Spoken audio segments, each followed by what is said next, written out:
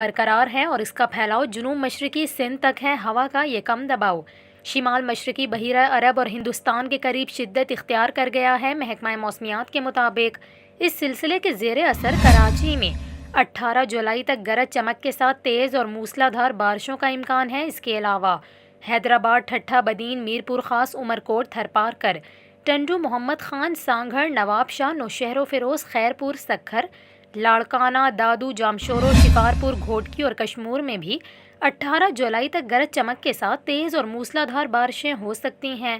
کراچی، حیدرآباد، ٹھٹھہ بدین، میر پور خاص، عمرکوٹ، دادو، جامشورو، جیکب آباد، لاڑکانہ اور سکھر میں اربن فلڈنگ اور نشیبی علاقے زیر آب آ سکتے ہیں۔ محکمہ موسمیات کا یہ کہنا ہے کہ سمندر کے ناہموار حالات کے پیش نظر ماہی گیر 18 جولائی تک سمندر میں نہ جائیں۔